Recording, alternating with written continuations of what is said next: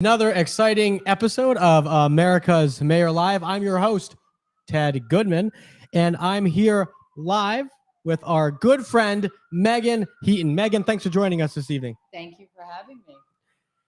So, ladies and gentlemen, again, I want you, please forgive us. I am actually producing the show as I watch. Megan and I, we're live in... as you can see behind us, the Empire State Building. We're downtown in Manhattan. I believe this is considered, is it downtown or midtown, Megan? We're at about 14th and 5th. This is still downtown. Okay, so this is as far north as you go.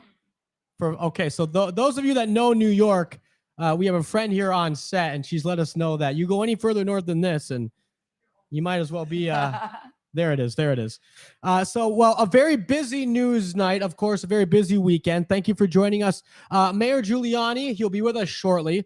He's actually being honored this evening by the New York Metropolitan Republican Club at their 119th gala. In fact, we're here now.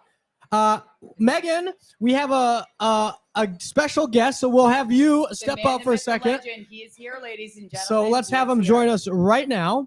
And we'll have the mayor come in here. I know he's going to speak at some point. I want to get back out when John Mac Isaac speaks. Of course. Maybe So you can get him on. that is our plan. Maybe after he's finished, you can have Megan go ask him if he'd like to come on. That's right. I'll grab that.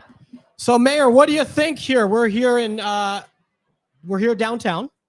Well, I think it's wonderful to have all of these people. These are Republicans in a Democrat, liberal, left-wing, communist dictatorship, which is what New York City and New York State has become. Of course, it's always been Democrat way back to Abraham Lincoln. They never voted for Abraham Lincoln, which will give you an idea.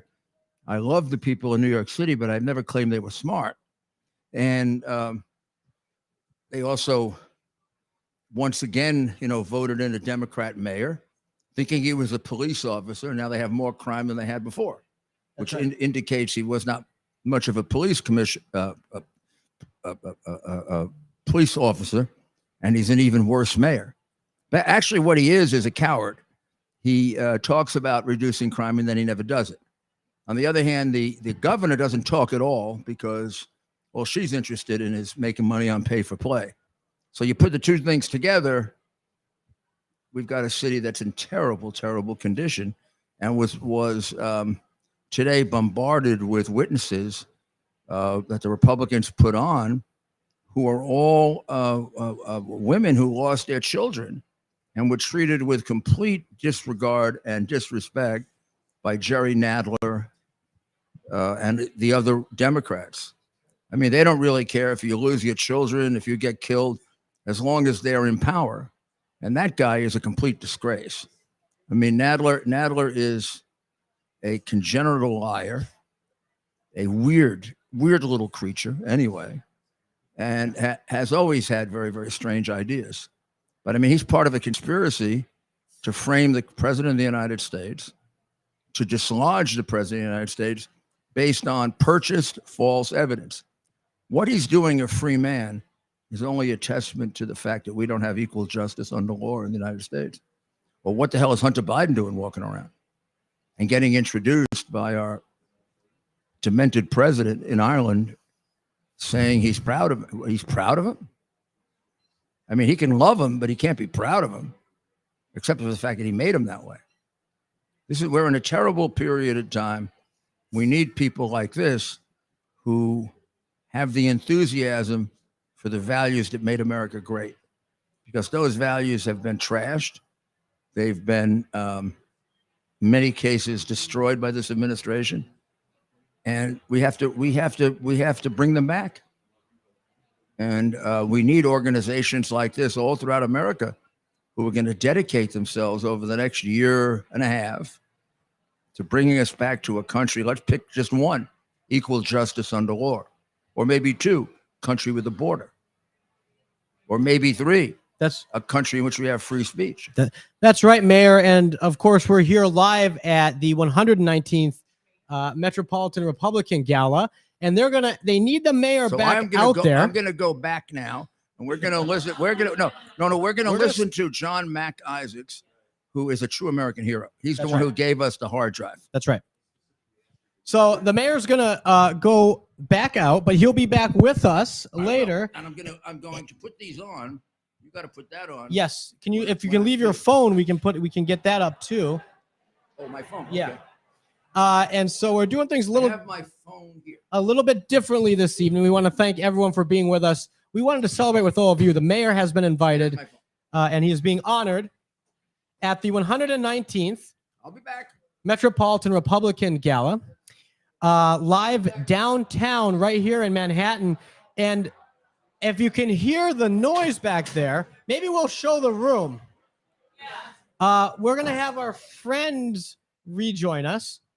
If we can get a second chair, maybe you can both come on. Let's get rid of this. Get rid of this chair. I think we can both speak out. Okay, we have our two friends here. We're all friends here. We're all friends here. Across. There we go. Can you guys see it? All right, and then take this mic out right here. So, you know our two friends here. You know Caitlin, of course, from OAN, and Megan, who has been on our program a number of times the last few weeks, both in Florida and here in New York City. She comes from the great city of Philadelphia, the city of brotherly love. 76. That's right. That's right. So both of you, you live in New York. You spent plenty of, and Megan, you spent a lot of time here. I also paid my taxes to New York also, but we can talk about that at a different time. Well, maybe, what do you guys think? Can a Republican win in New York City? Are there Republicans left in this town? Closeted Republicans. So many closeted Republicans that are so afraid to admit the social circles they hang out with, so afraid to admit they're a Donald Trump fan. And rightfully so. I mean, this is a city where you're wearing a red hat, not even a MAGA hat, and you're getting eggs thrown at you or something thrown at you. This is a city where I say where I work at a hair salon and I'm refused a haircut tag. Wow. So, but there are Republicans in this city, a lot of them closeted. And look at what Lee Zeldin was able to do for this state, not even just the city. Look what he was able to do. How he was able to perform. Now, he didn't win. Yes. So I'd ask you this, Caitlin. A lot of people, they point to the gubernatorial election, and Lee Zeldin had a very strong showing. Still fell by a few points, but not much. What in your mind would it take for a candidate to close that gap? What could, and whether, maybe Lee Zeldin, that's as good as he could have done against Kathy Hochul. But what would it take? Because it seems like everything was lined up for us to do well, right? Us as in the Republican Party. So everything to do well was lined up until it was the Roe v. Wade circus. Okay. And that is where he lost voters. Okay. Other than that, he was killing it. He had not only lifelong Republicans, but I, as a reporter, talked to folks that were lifelong New Yorkers, and they said that they have voted blue their entire lives. But this was a time where they were worried about crime. Crime was the number one issue. And they were voting Republican. They were voting for Lee Zeldin, and they were actually voting Republican down ballot. And that was not just one or two New Yorkers. I'm talking, we were staking out the streets of New York, Central Park, downtown, Union Square. We were going everywhere, and we were speaking to people every day. And this was something we heard time and time again. But it was right around the Roe v. Wade that turned into a circus. And I believe that is where he lost voters. And without the timing of that, I think Lee Zeldin could be our governor right now. I truly believe that. And also, I want to say, I just want to add to this. I live in Philadelphia. It's always been a blue city for as long as I can remember. That being said, as much as I am a Republican, at least a Democrat,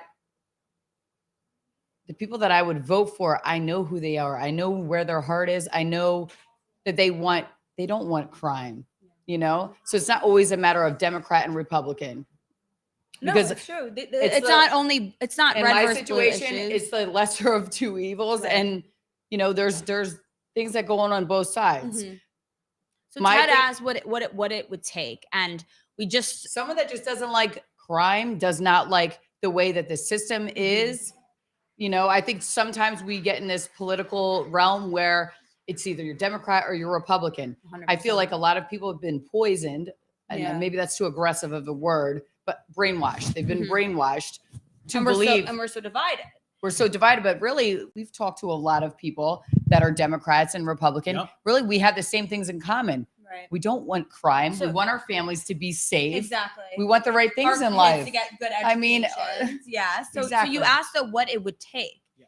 And before that, we were speaking to the fact of closeted Republicans. Yes. What I think it would take the feeling of safety, the Safety, feeling huh? to be able to go out and actually learn about these issues, ask Okay. the right questions, get to Absolutely. know a Republican candidate. That makes sense. There is this issue of not feeling secure with admitting like, oh, hey, I don't know. I grew up in a house where my parents voted Democrat, or I Yeah. go to a college where everyone's a liberal and we're talking about certain issues. But hey, I don't know. I feel this certain way about abortion and killing babies, or I feel this certain way about crime or issues that are important to me. But you feel uncomfortable, especially the younger folks in college that are of age to vote now, and they feel uncomfortable maybe asking those questions and requesting that specific Republican candidate come to their school. So it's this issue of feeling safe and having a safe space. What do your friends that may not be as involved with politics on the day-to-day like we are, what is their reaction of the current events today? And you're both on the younger side. Well, what do they, they like to say that young people now, oh, they're Democrat, yada, yada, yada. Is that true? I could say this. 5 years ago, I did not know the difference between a Democrat or Republican. It took for me to go through a traumatic experience, to lose the love of my life, watch his trial get played out very publicly. Mhm. And that's when I realized that the media, not everything is real, that what you're seeing. And we realized what is right, lawful, and what is wrong. So you had a wake up moment almost. A wake up moment. I mean, it was devastating. It was one of those things where I didn't get out of bed for 2 years, and to watch this trial play out, and the DA and the mayor of Philadelphia taking a felon that admits killing someone during an active trial to colleges to talk about prison reform. We're supposed to be okay with that? That's devastating to me. It was devastating to his mother. Mm-hmm. And what a strong woman Linda Skellinger is. But you know what? As horrible as that was, I don't think that I would be doing what I'm doing right now and sitting here with you lovely people and advocating for the right things in life. And I think so many young people, whether it's something like a tragedy, Absolutely. but they're having this wake up moment. Absolutely. And they're Everybody's affected. yeah. You know? And I think we really need to focus on what's going on in the schools, of course, because indoctrination is very Can we very talk about real. something real quick? We think that the indoctrination is just going on in the public school sector. Oh, no. And it's not. No, my son goes to a private all boys school. The other day, I was washing the dishes, he was listening to his audiobook, and what they were saying in this audiobook to me was so disturbing. I can't even say it because I can't even believe that I even write a check every month for this kind of education. And I think most parents, they think, oh, my child goes to private school, I don't have to worry about this. No, you do have to worry about this. You know what? People need to get on the level of going to your whatever meeting, local school boards, Absolutely. seeing what they're voting Absolutely. on, because the things that they're teaching these young children now, even about sexuality and whatnot, it's out of control. You know, I think young people are confused. They're very confused. They are confused. They and put there's- too much trust in this government. They think everybody, they have their best Right. interest, and they do not. And there's also this movement of, I have so many friends and the younger generation that want nothing to do with politics. They don't want to talk politics. Yep. They don't even watch This the is news. our real They don't life wanna every day, follow though. This is anything. but it affects your everyday life. It does, but look at what's happening to this country and how everything has become political, where you're almost seeing people shut down. Yeah. I have so many friends now. Oh, we can't talk to Caitlin because she's too political. Oh, me too, honey. Me too. It's okay. And they don't want anything to do with politics. And it has nothing to do with some of their these checks should be affected. Their checks are definitely Well, affected. some of these people are on the everybody's same affected. side of the aisle. It's not even that. It's people are genuinely. Do you like shutting crime or off. you don't like crime? Or Right. it is a lot. they What wanna we shut went- off from what we politics. went through and the lies that we have gone through with the pandemic, Mhm. with everybody getting forced vaccination, with not actually knowing what it is that we're actually putting into our bodies. And if you say that, you will get censored. I've been censored. And of course, And we're yelling. and we're yelling, and we're live at an event here We're in passionate. downtown. Sorry. No way. What's that? Oh, okay. Thank you, Mike. What's that? Thank you, Mike. We're in trouble. So we've just been scolded. We've been scolded for Being passionate. being passionate Yeah. and caring, but of course we're live at the 119th I'll be quiet now. Met Gala, which I guess is why they gave us these mics so that we wouldn't yell. But of course, we're very passionate. We're two of our very good friends here, Caitlin with OAN, and of course, Megan, two great patriots who are on the front lines fighting for what's right. And, you know, it's important. It's more important maybe now than ever, right, to stand up for what you believe in and to be a part of this movement and to be part of this cause to really protect the values that made this nation great. And so what do you think it'll take to get young people back on board? How do you convince young people that these core American values that we were raised with, how do we convince them that that's the right way forward? I think it all starts with what we were just talking about with the school boards, with having parents start at your local school boards, advocate for your kids. Stop watching CNN. Stop spending your entire day on TikTok. But so it starts with the parents, I would argue. It starts with parents getting involved. Parents have to take control, right? And this is such a serious time and pivotal time in this country right now. And parents know that. When you awaken the mama bears, that's when you're going to see some change. And I truly believe that. And so parents not only have to get involved at a local level, but they have to be overseeing, how long is my kid spending on TikTok? Learning how to, there's all sorts of weird things going on right now. There's children dying of doing a Benadryl Did you see challenge. that? That's Taking 13-year-old boy. Let's talk about TikTok. Let's talk about it, right? It's easy. You know, look, we're all conservative here. And the easy answer is, we got to. Chinese-owned company that they don't TikTok Sure. in their country is different than the I- TikTok that they give us. I get that. because but how the do we TikTok in their convince country, that, they make them smarter. I get it, but how do you convince young people? And, you know, there are Parents. tens of millions, and not just young people, parents too, that are on TikTok. Well, should we bring that question to the mayor? We'll bring up to the mayor. So we're gonna do some. So, well, we're gonna have the mayor come in, but maybe one of you would like to stay, and talk. Oh, okay. So we have another special guest returning for a few minutes, Caitlin and Megan. Thank you as always. And so we're gonna bring them back in here. Thanks for joining us. Mayor, apparently we're being a little loud back here. Are we? No, I couldn't hear you. you can hear me. So they just had John McIsaac on, and it was quite an emotional speech. Wow. Let's see if we can get him back here to question him. But he explained why he followed up on the hard drive. Sure. And why he became suspicious, and why he eventually, the only person who would take it was me. Yeah. And Bob Costello, Yeah. my lawyer. And he said if he had to make the same decision today, he would do the same thing. Even though he's gone bankrupt, he's been driven out of his house, he's been driven out of his home, he's been threatened constantly, and now he's being sued by the bully criminal Biden family. And I think he knows what the American people don't seem to want to accept, that the Biden family is a extraordinarily dishonest, evil group of people who he is afraid could do great damage to him. Mm-hmm. This is closer to an organized crime family than it is to a political family. These are people who have been in crime for 35 years. They've committed some of the worst crimes you could possibly commit in America. They come very close to committing treason, except for the very technical definition of treason in the Constitution. But, you know, to sell America out to Russia and China, to me, is treason. Mm-hmm. With Biden's activities now, there isn't much doubt that he's a sellout. His maybe we could have John join us for a minute. John, come and sit right here. Come sit over here. Here, you come in right. Come through here. We'll make this work. Yeah. Come on over. Which way can you make it around? Let's see. I'm gonna stretch over you. There you go. There he is. Don't look at my bone. Perfect. We'll just be 5 minutes. You're good. You're good. Grab the mic. Just take your mic. Oh dear. Well, this is my first rodeo. You know that, right? I know that. I don't get out much. John does not get out very much, but when he does, and I see he's quite articulate and quite able to explain what he did and why he did it.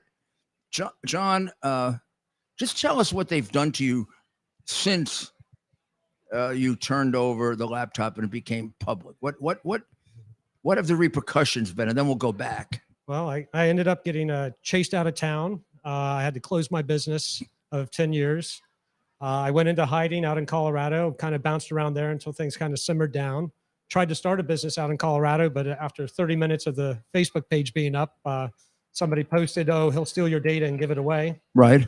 Then the IRS audited me from 2016 for about $57. State of Delaware denied my unemployment for almost a year, even though I paid into it for 10 years. I have to cancel credit, or I get my credit cards magically canceled about once or twice a month. So it's just this constant barrage, but I think they're trying to break me, and I don't think they get it. And now recently they filed this ridiculous lawsuit against you. People should know that in the contract that he had with Hunter Biden, and I looked at this right at the very beginning because I wanted to be when I first found out about you, Bob Costello called me. And he told me about your letter. And he said he wanted to talk to you because sometimes these letters are true and sometimes these letters aren't. And Bob, you should know, has been my friend and my lawyer, and I trained him. He was my assistant, my student assistant when we were babies. I was 30 something and he was 21. So I trust him implicitly, and he's a great lawyer. And as you know, a very, very fine man. No. And he said to me after 3 or 4 days of talking to you on the phone, this man's for real. He said, I would stake my life on it. He's for real. And he's being screwed around. He's being screwed around definitely by the FBI and probably by the Congress that's afraid. Now, I knew that because the Congress screwed me around. One of them told me, knowing completely what Biden did, I don't want to go after him because he was a former senator. The former senator was selling out the United States. I mean, it's a little different. But he came forward. You thought you would be your anonymity could get protected. I with the FBI, right? Well, I hope that nobody would have never known I existed. Yeah. I could have given this to. We should live in a country where a citizen should be able to take criminality to the authorities without any fear of retribution or retaliation. And I believed in that. So when you were going through the laptop, because it was your property, after 90 days? The Department of Justice said it was my property. They made me sign a letter giving them permission to access my property. Well, after 90 days, or was it 90 days 90 in the days. contract? Yeah, the contract said after 90 days, if the person doesn't pick it up, it reverts to the merchant, to you. So after those 90 days, there was a point at which you finally looked at it. What drove you to do that? So when I was hired to do a data recovery, he wanted me to get the data off the computer. Now, because the computer was liquid damaged, it was shutting down. So I had to manually, like you would drag and drop files to a thumb drive, I had to manually drag and drop. And then during the verification process, that's when I saw a lot of the criminality on the laptop. Saw a lot of the sensationalized stuff, a lot of the porn and the drugs and whatnot. But I also saw some financial documents, and I saw the name Burisma come up a lot related to a lot of money. It wasn't until after it became my property and during the news cycle of the summer when I realized, holy cow, I'm sitting on criminal activity, probably part of an investigation that I believe I was watching the news. You were in Ukraine. You were. When I was sitting on this, going through this laptop. I was in Ukraine getting chased around by George Soros. Who knows what they wanted to do to us? We finally escaped to the airport. Bob Costello taught me a term called slow walking. And he described how the Department of Justice was handling your investigation, all the subpoenas, you were being slow walked. And he introduced me to that term because that's what the FBI was doing. Yeah, exactly.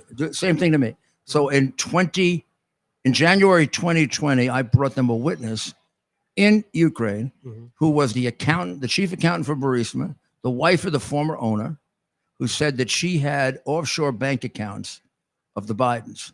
And all she wanted was to be interviewed by them prove to them that she had it, and then go in the witness protection program.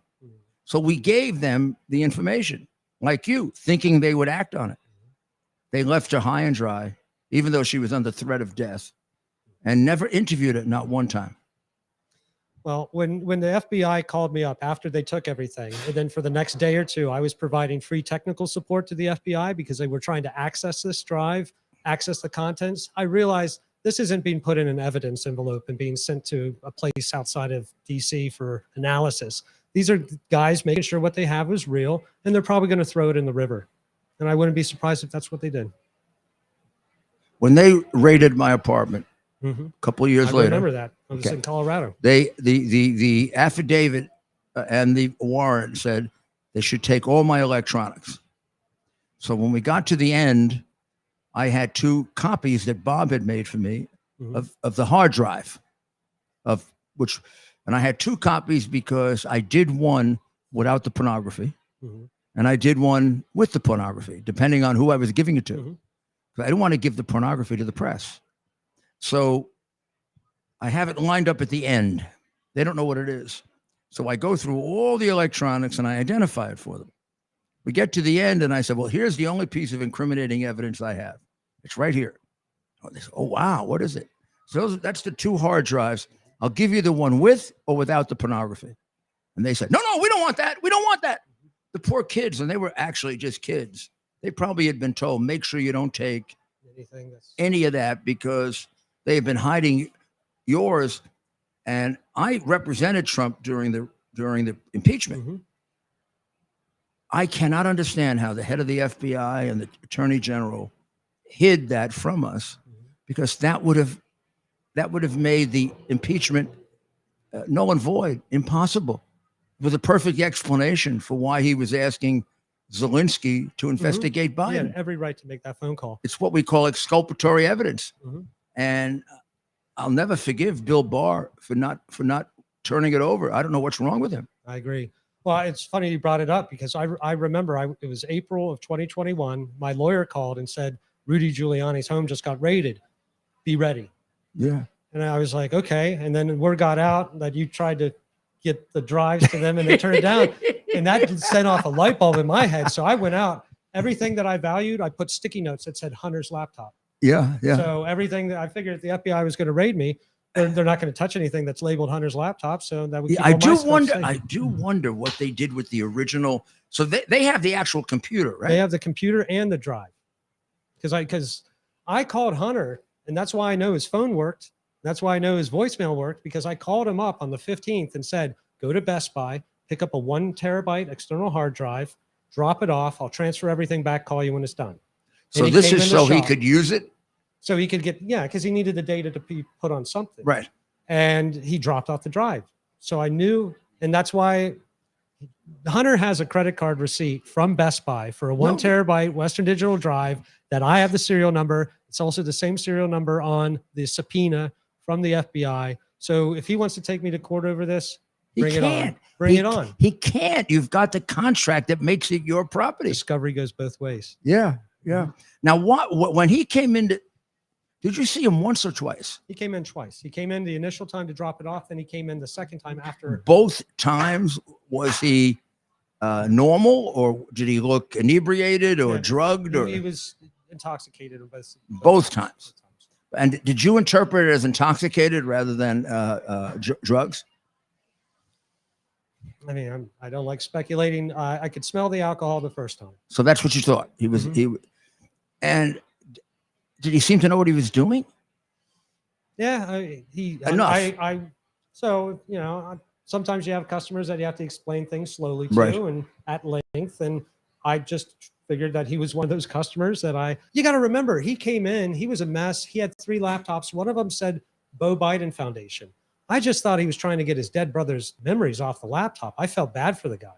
That's why I only charged him $85. And that's why I worked with him for a half hour, because I thought he was just trying to get his dead brother's memories off this laptop. And the next day when I realized that, no, this isn't Beau Biden's laptop, this is Hunter's laptop, and it's gross, but it still didn't change. I felt bad for the guy initially, so I'm going to follow through. So the thing that made you know it was gross was the picture section? Yeah, there's a lot of porn. Well, I mean, I don't think people would understand how much. I mean, they would not be able to comprehend. Well, you know, he had a Pornhub site, right? Yeah. Yeah. But I mean, it's like He was in love with himself. And it's like it almost seems like he can go through it for hours. Right. he spent a lot of time in front of the mirror, I think. Yeah, and he had all kinds of crazy pictures of himself.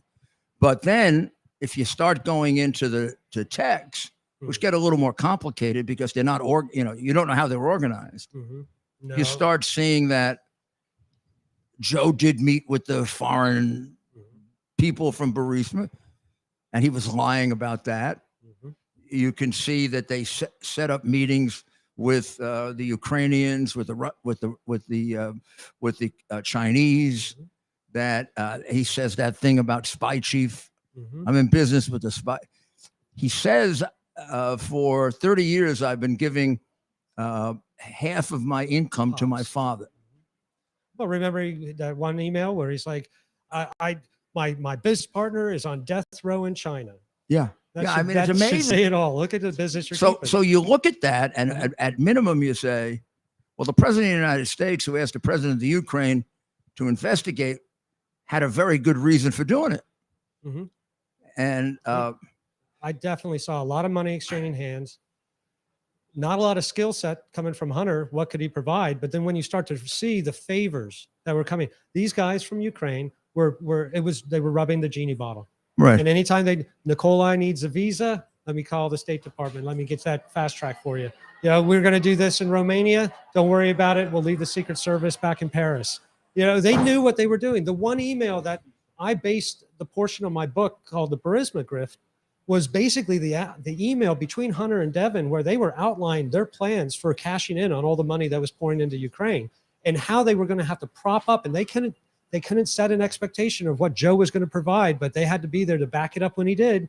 They knew what his purpose in Ukraine was, to basically show strength, that the United States was going to be back in Ukraine to put pressure on Russia. They were going to undercut the cost of natural gas so that Burisma would look like heroes. And meanwhile, this $18 billion being poured in was going to quietly be divided up by these rich oligarchs. Now, when you first gave it to the FBI, I remember you just said that out there.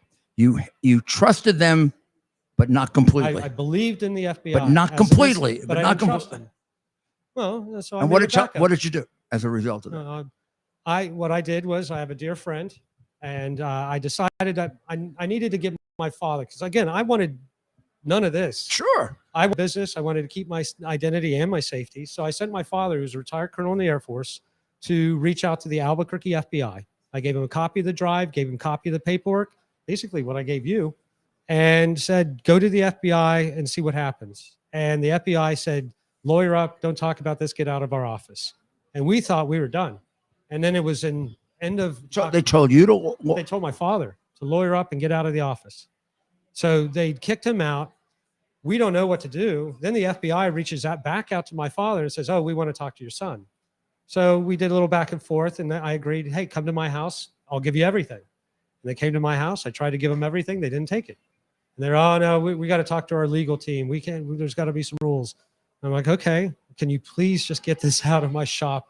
I wasn't trying to bring up the impeachment because I didn't want to seem biased in my politics. Right. Because again, I live 10 miles from Joe's house. I wasn't trying to get known and exposed. So then they finally agreed to come to my shop December 9th, 2019.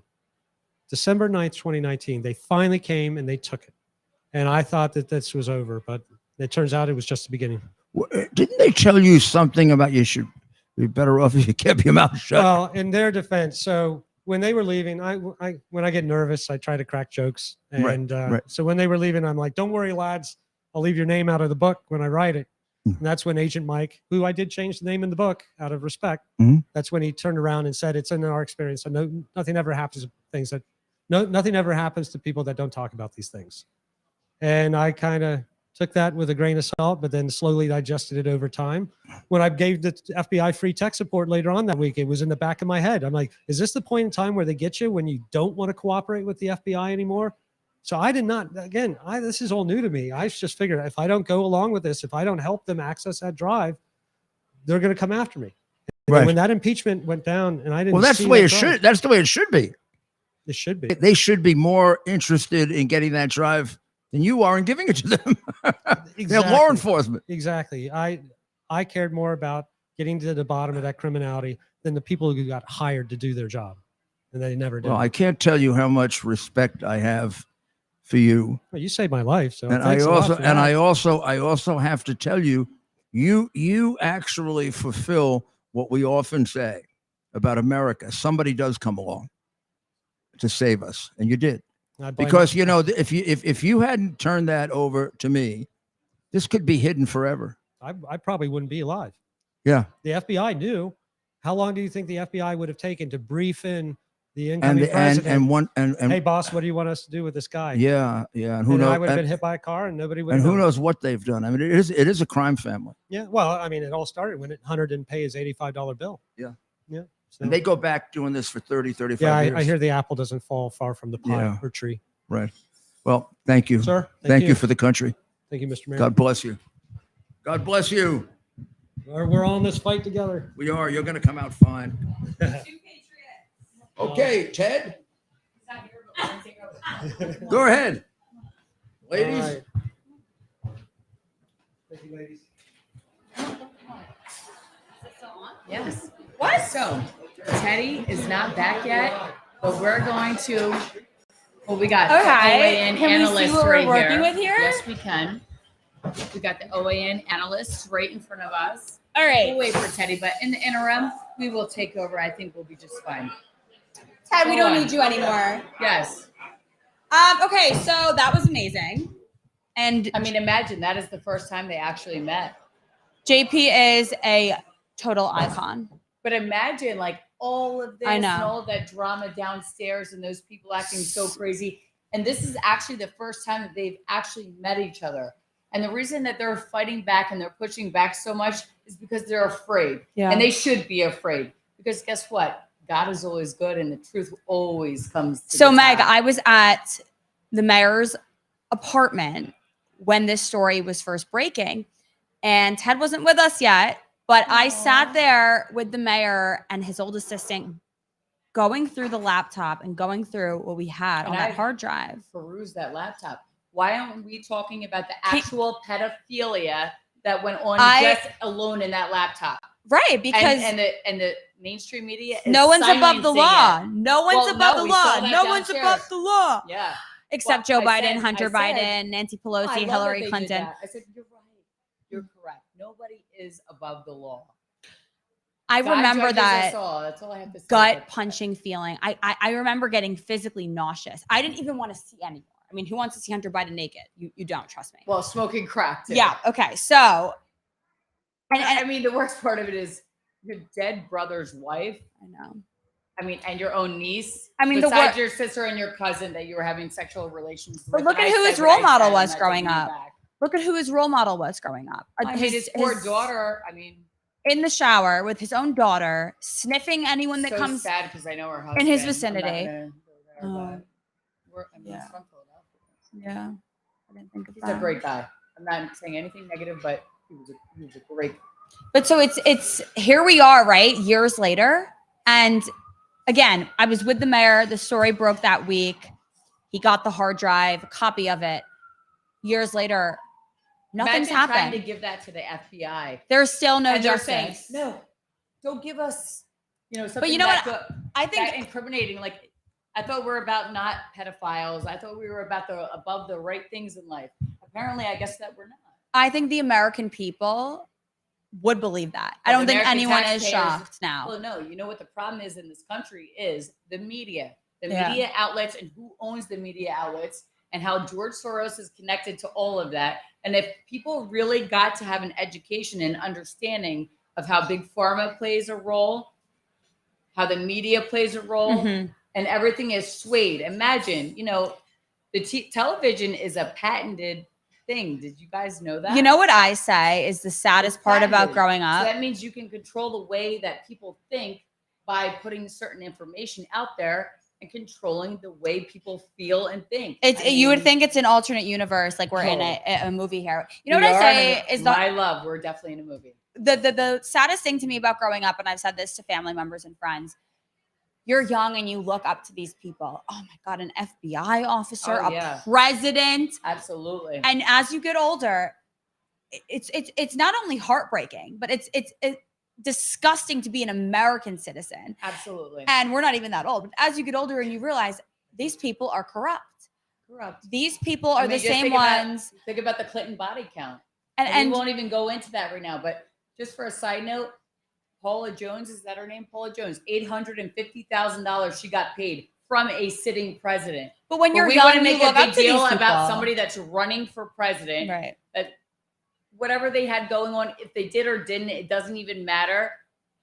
For that to be in a thing, it shows you how it's weaponized. Mm-hmm. The media can weaponize to be against a certain party. It's Alvin Bragg's doing it right now. Everything is political weaponization.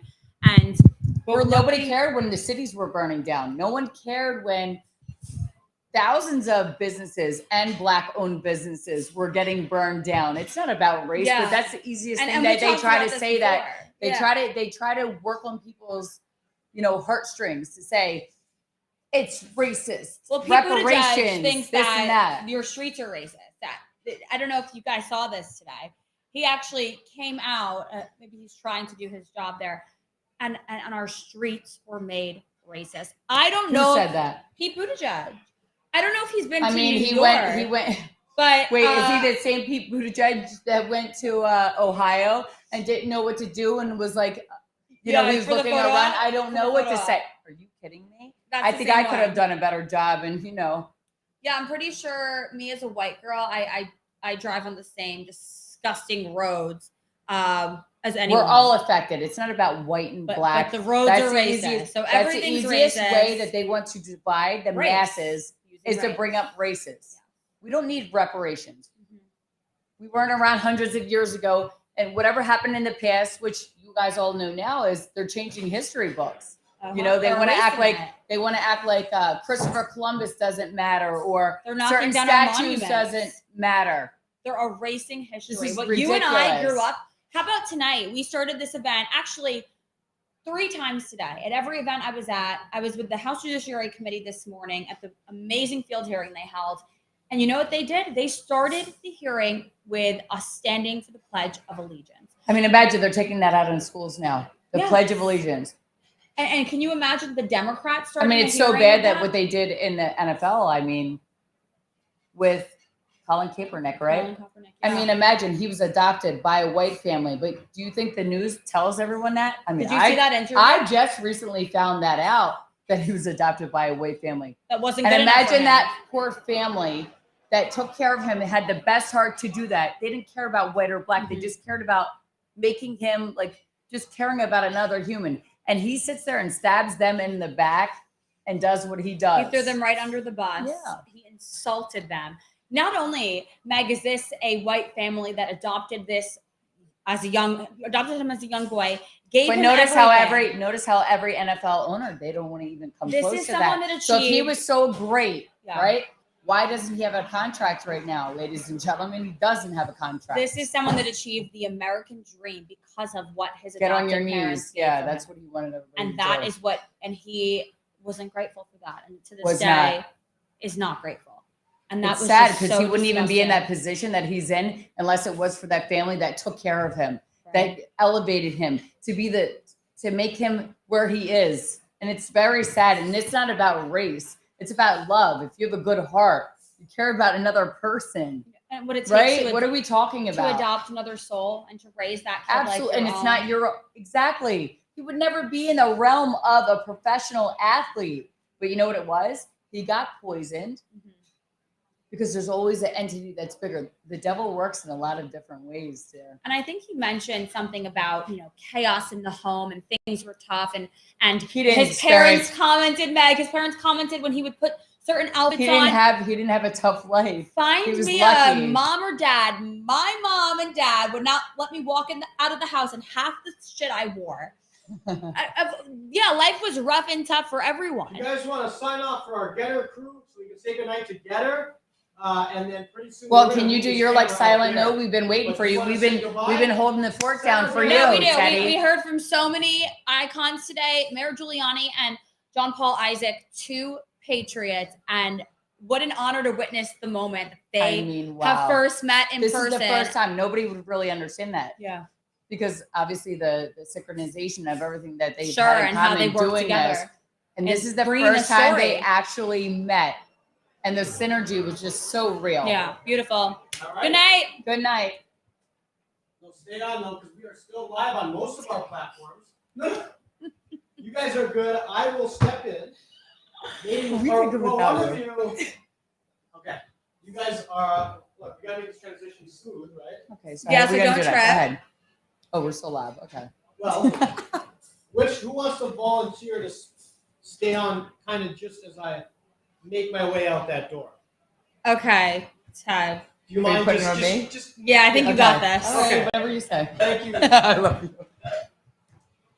So we're gonna change this up. I love her.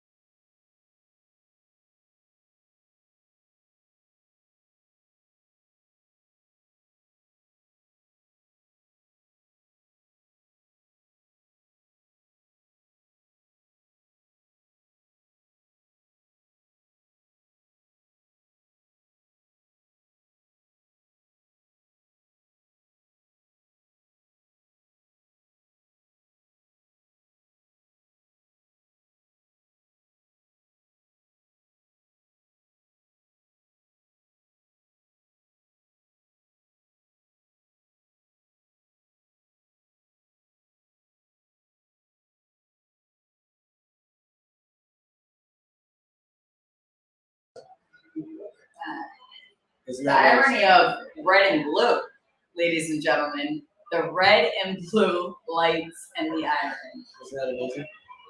So we're gonna go live to the mayor's speech here in just a minute. Well,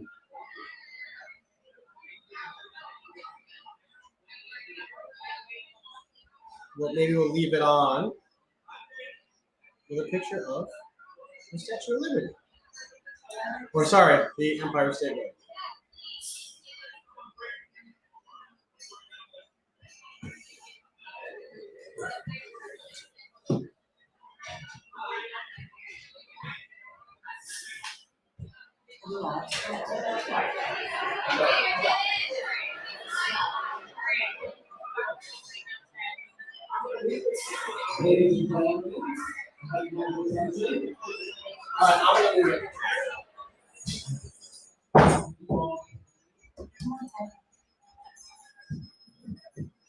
All right. You're not on the camera anymore. All right, ladies and gentlemen, we are now going to move it in. Now.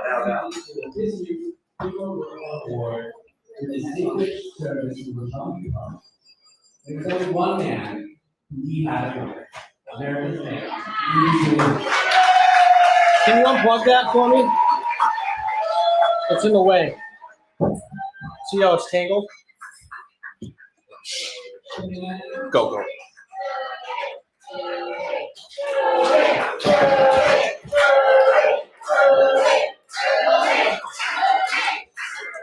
Is he speaking? About 2 seconds. Live. From 1981 to 1983. The man who was U.S. Attorney for the Southern District of New York from 1983 to 1989. The man whose first campaign for mayor was launched in the ballroom of the Metropolitan Republican Club, something we are so honored to have as part of our great history. The man who became the 107th mayor of New York City.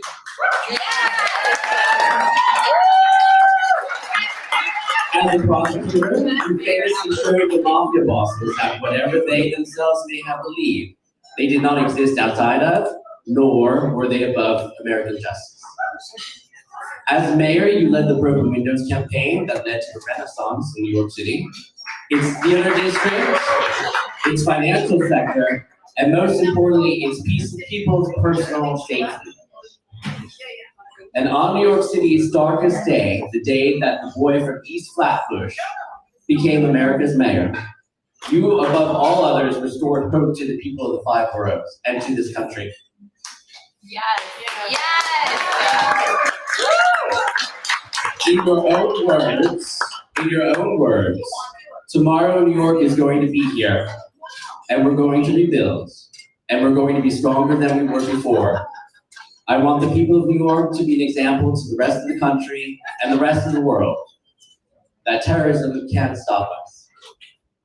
We will always be grateful to you, Rudy, for that time.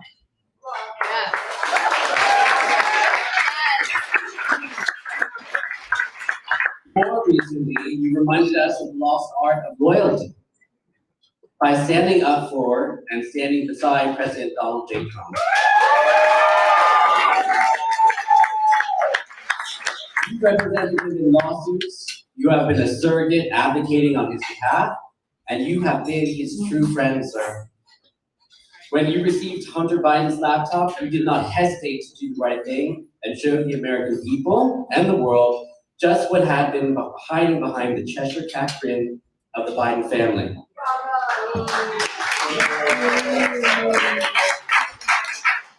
And what the plagiarist senator turned vegetable president and his family have been up to during their time in public life, which was not public service. Distinguished service to the Republican Party and to the United States of America. Ladies and gentlemen, this year's recipient of Metcalf Theodore Roosevelt Award, the Honorable Rudolph Giuliani.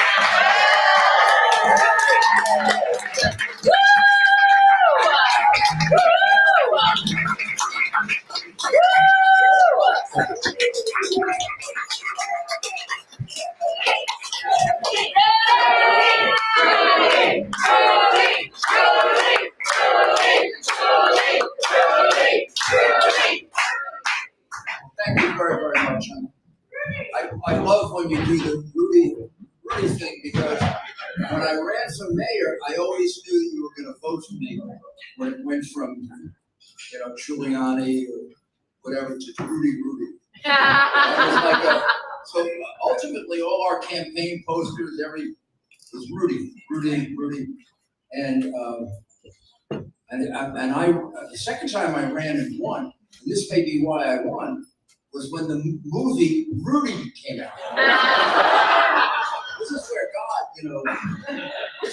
God takes care of you. And I'll tell you a funny story that I haven't in a long time. But I won the year after Bill Clinton had won. And Bill Clinton came to New York about 2 or 3 weeks before the election to campaign for David Dinkins. And he went for a run in Central Park. I don't know if he was running or chasing after something. But he was running in Central Park. And he wanted a cap to put on because it was raining a little. The Secret Service gave him a cap from the movie Rudy, which I always think was on purpose. And there he is on the front page of the New York Post the next day with the Rudy on top. And the New York Post reportedly says, he's sending you a subliminal message. This went nuts. First, let me say I'm very honored to be with my good friend, Sid. I hope he's still here, he may not be, but if he isn't, I enjoy being on his show more than I do mine. Because he's funny. And he's also very, very insightful in a way that gets through to people. We have a lot of people that are very bright, very intelligent, and they know how smart they are. And half the time I don't understand what they're saying.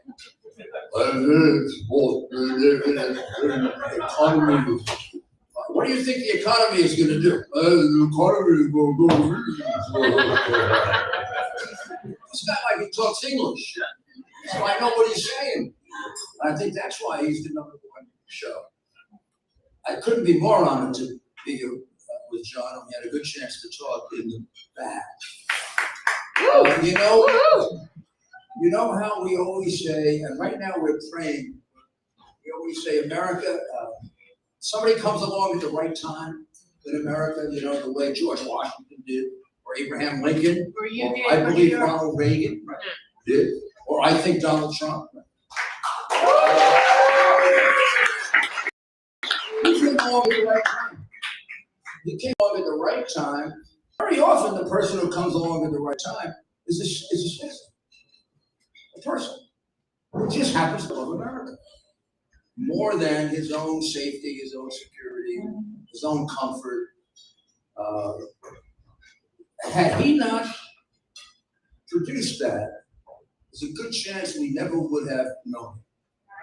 Now, I had started investigating Joe Biden in 2017, and I wasn't trying to investigate Joe Biden. I was representing my client, Donald Trump, and a former assistant attorney of mine, not Bob Costello, another one, equally as honest, equally as patriotic, came to me with a very deep source in the Ukraine.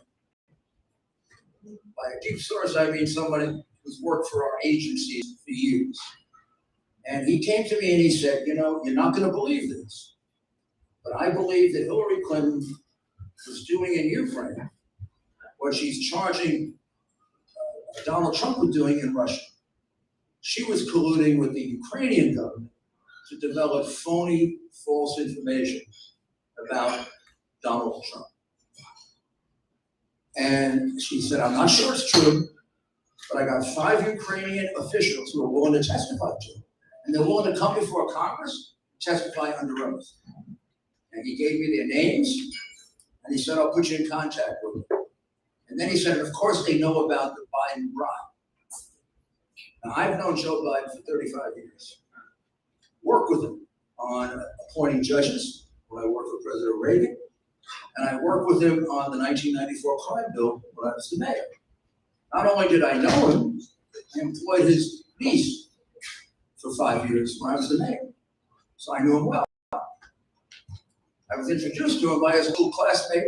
What I'm going to tell you now is God's honest truth. I will swear it under oath. I'll remember it until the day I die. His law school classmate, who was my chief of staff, said, why don't you come over and meet Joe Biden? I said, great, I'd love to meet Joe Biden. He said, you know, Rudy, you should run for the Senate in New York someday. I mean, in Delaware someday. I said, why? He said, because any jackass can get elected in He said, you can't believe this guy Biden. He was the dumbest guy in our law school class. He cheated like crazy. He plagiarized to get through, but he's the nicest guy you'll ever meet. He's a lot of fun. He's a good guy. We're going to do a lot of judges with him, bills. So you got to get to know him. So I said, sure. So I got to know him, and I liked him. I will tell you, I used to say that all during those years, he could be pretty close to the dumbest person I've ever met. This is before he became demented. So you can imagine, he was working on half a brain when he wasn't demented. I mean, he's all that stuff that he says all those years, he's stupid.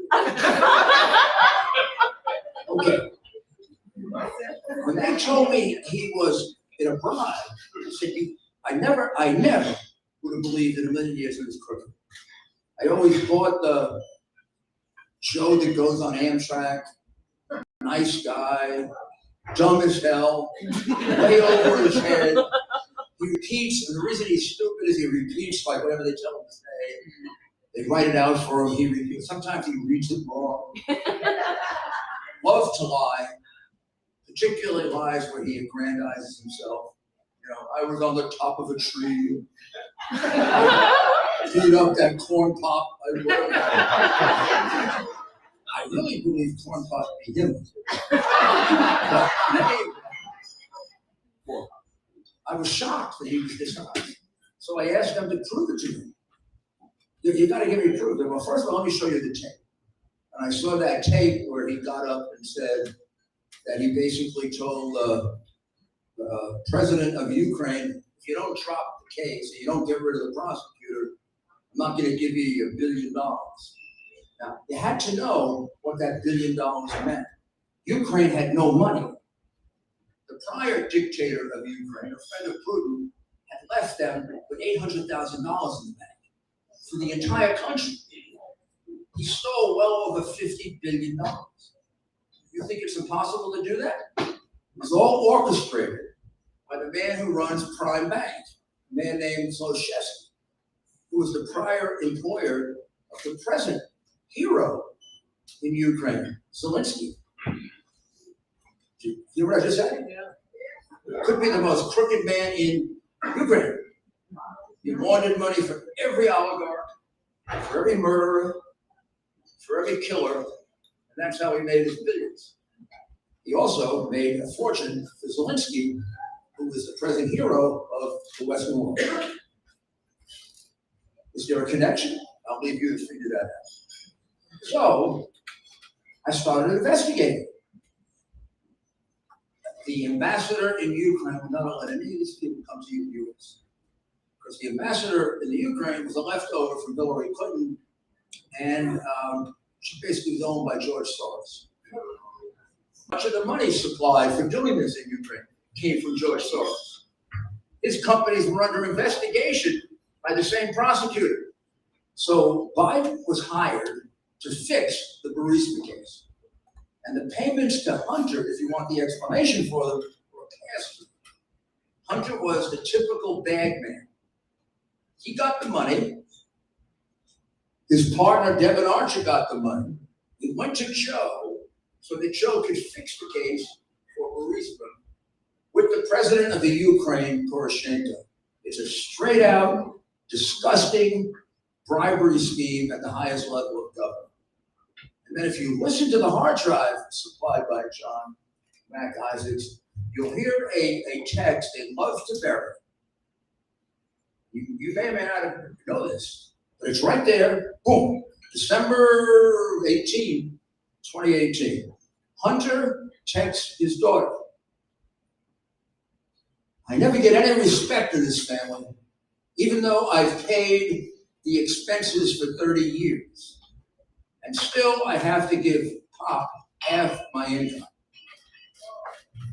Now, you've done about 50 deals with foreign countries. Half of them with countries that are enemies of the United States, like Russia and China. And you're giving half your income to your father while he's a senator and vice president of the United States. And then he's setting up meetings and doing things for them. So I did this for 18 years of my life, better than anyone else. It's straight out bribery. I mean, it's 100 cases of one. It's a racketeering. They're no different than the Gambino crime family. Only thing is, Joe is a worse father. Vito would never have disowned his granddaughter. I'm sorry, he would never have disowned his granddaughter. Joe has a granddaughter who he doesn't include in the family. What kind of a miserable scumbag does that? A miserable scumbag. I'll give you another one. Maybe you can feel sorry a little for Hunter. This kid was addicted when he was like 17, 18 years old, which means he had an addictive personality. If you're a father who loves your son, you don't put him in the family business, which is, bribes. You don't have him dealing with some of the worst criminals in the world. This guy was partners with a cold stone killer in Ukraine who was in organized crime who killed his partner. He was in partners with Whitey Bulge's nephew. He was in partners with the spy chief of China by his own description. He was in partners with one of the top red Chinese communists at the very top of the party who probably killed 14 or 15 people. Now, you take an addicted personality and you put him under that kind of pressure, you're going to take him from an addict to a degenerate addict. And Dad is responsible for that. Half the mafia people I investigated wouldn't do that to their kids. This is a very bad guy. Very, very bad. We would not have known that if it wasn't for our getting the hard, because nobody would believe it. We had the evidence before the hard drive, but they wouldn't believe it until it was, pushed in their face. And even now they don't believe it. Even now they don't. And it's eventually going to be part of our history. Fully accepted, completely understood. It's going to be like the other scandals that we've had. And I think sooner rather than later. But it's a terrible thing that's happened to this country. So here's what it has to do. It has to get you to go back to what this country is really all about. This country is a country of ideas. It's not a country of people. It's not a country of race. It's not a country of religion. It's not a country of ethnic backgrounds. We're not all Greek. We're not all German. We're not all Irish. We're not all Italian. We're not all Brazilian. We're not all Jewish. We're not all of anything, right? So they once asked Abraham Lincoln, how do you define an American?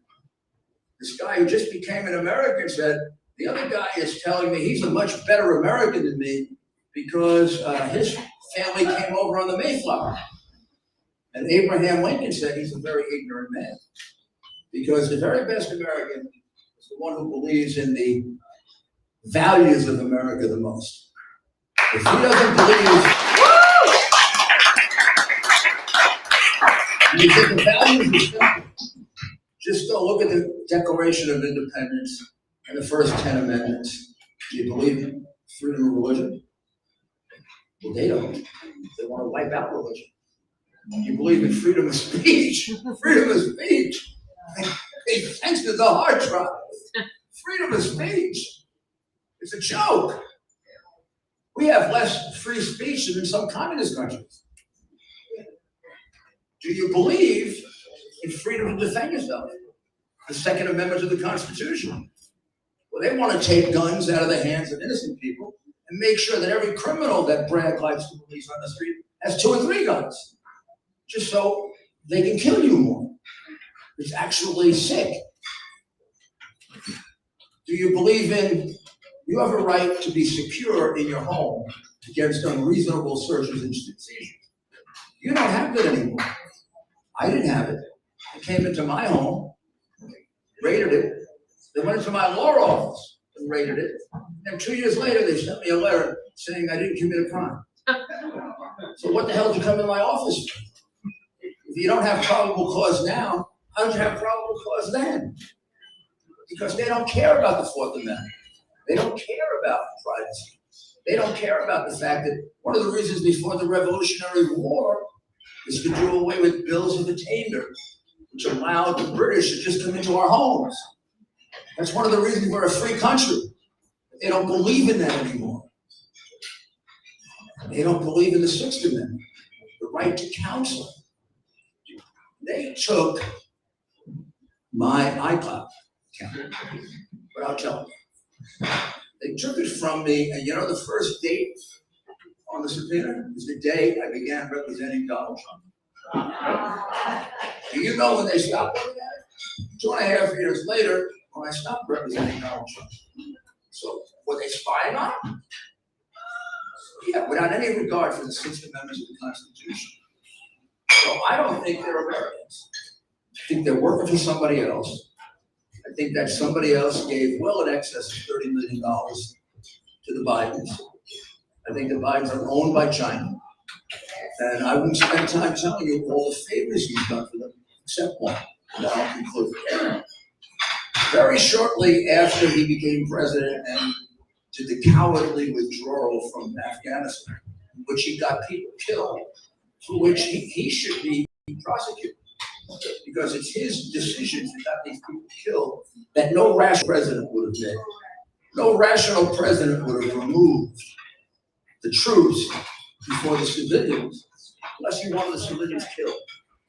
Since the country is surrounded by terrorists, we wanted to kill those civilians.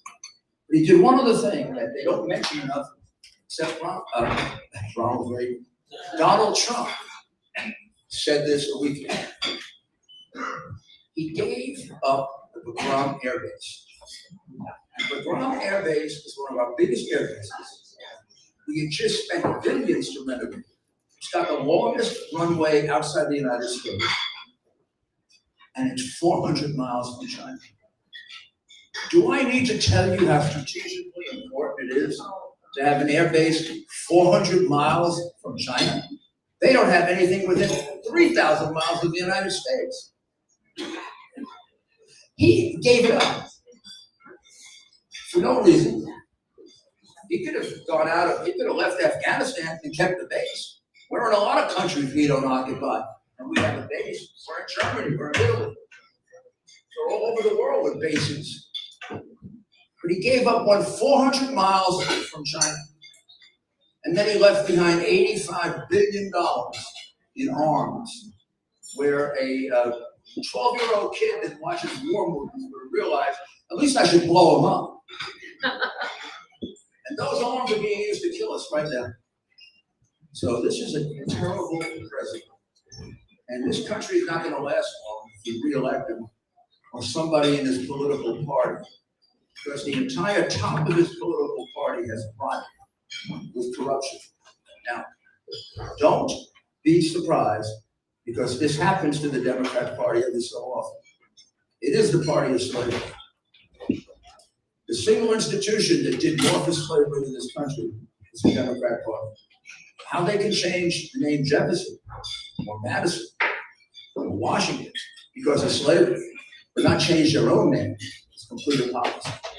Those people have very little to do with slavery compared with the Democrat Party, which fought a war over slavery and then kept it going for another 100 years with Jim Crow and the Ku Klux Klan and Joe Biden's friends, one of whom was the head of the Ku Klux Klan. So anytime they want to change a name, I oppose it until they change the name of the Democrat Party. Then I am willing to give them suggestions on what it should be called. So I thank you very, very much for honoring me.